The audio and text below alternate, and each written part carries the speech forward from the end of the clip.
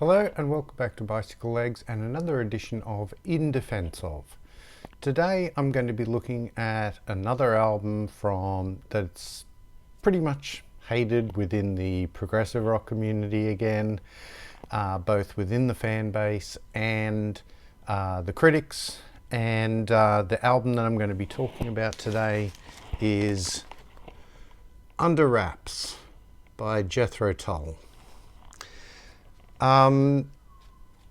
Released in 1984, it basically features the same lineup of Jethro Tull that recorded the previous album, Broadsword and the Beast. It's got Ian Anderson on vocals, flute, acoustic guitar, Martin Barr on electric guitar, David Pegg on basses, and Peter John Vitesse on keyboards. The big difference is that you don't have Jerry Conway on drums here.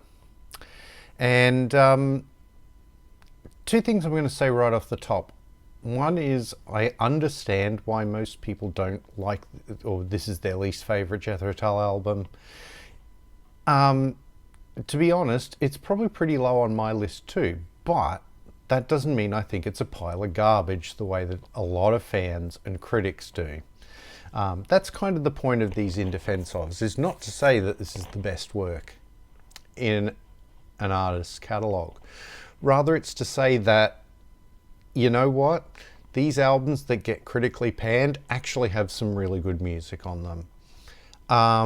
And I think even more so than my last episode where I talked about Emerson, Lake and Palmer's Love Beach, I think that's the case with this one. Second is, I do understand that the production on this album is what really gets people's hackles up. And I'm going to say right off the bat, it's less of a problem for me because I was born in the 70s, but I grew up musically in the early to mid 80s. So that sort of sound isn't going to enrage me the way that I know it enrages a lot of progressive rock fans. And yeah, so what I'm going to do is I'm going to go through it track by track. Even though I showed you the vinyl copy there, I'm going to be going through the full track listing that's on the CDs and cassette versions of this album. There are 15 tracks on the CD and cassette versions of the album, but there are only 11 tracks on the vinyl due to the constraints of how many songs you could fit on a record. So let's start. The first song is Lap of Luxury. It's the song that was released as a single off the album, and I think it's a catchy single. And this will be a recurring theme of going through these tracks. I think melodically, it's really not that dissimilar from a lot of sort of late 70s Jethro Tull, sort of anything from songs from The Wood onwards. If you can get past, and this is going to be the theme of this whole video, if you can get past the programmed drums and the particularly 80s sounding keyboards on a lot of these songs, what you're going to find underneath is songs that really do sound like Jethro Tull songs, and good Jethro Tull songs at that. I mean, the second song is Under Wraps number 1, and I really, really love that song. I think it's a great song. Just, you need to be able to get past that 80s production. I mean, yeah, a European Legacy has a wonderful flute intro from Ian. Love the acoustic guitar on it, and it's got a wonderful vocal melody. Later that same evening, that one does sound very 80s.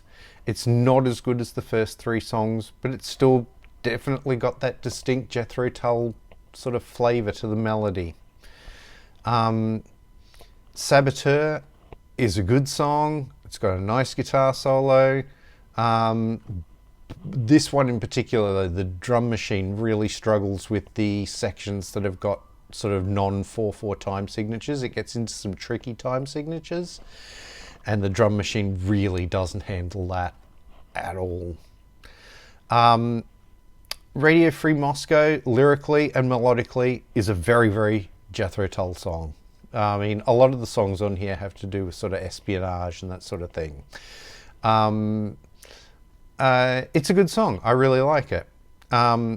Astronomy is one of the 4 songs that isn't on the vinyl version of the album. It's okay. It's not a great song. I can kind of see why they decided to leave that one off the vinyl. Tundra, on the other hand, which is the second song that's not on the vinyl.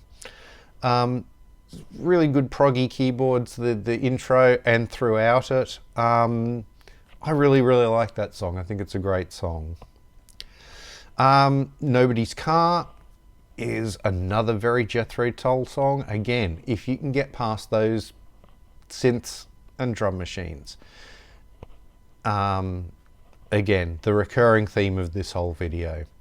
Heat is a really up-tempo song. There's some good Martin Barre riffing on it. It doesn't quite sound as 80s as some of the other songs. I think it's a really good song. Under Wraps number 2 is basically an acoustic version of Under Wraps number 1. I think both versions are great, but to be really controversial, I probably like Under Wraps number 1 better, but it's only by a smidge. Paparazzi is not quite as interesting as the other songs, but it does still have that Jethro Tull flavour to it, you know, melodically. Apogee, pretty much I'd say the same things as Paparazzi. I don't think it's a great vinyl album closer because it's the last song on the vinyl. The last 2 songs are not on the vinyl version, which is a shame because they're good songs. Automotive Engineering is a good song. Again, sounds like a Jethro Tull song. Could easily fit on something like Stormwatch or A. And then General Crossing, the keys on that one are very 80s. They remind me a bit of Ultravox. To me, that is not an insult. I love Ultravox. I like that song even better than Automotive Engineering, and I think it's a much better album closer than Apogee is. My overall thoughts on this album. Again, being a child of the 80s, sort of musically speaking, the production doesn't upset me the way I know that it upsets a lot of other people. But I want to talk to those people because if you can get past the 80s sounding keyboards and the drum machines, and the drum machines don't sound like, you know, really, really clanky drum machines. They do kind of sound like real drums.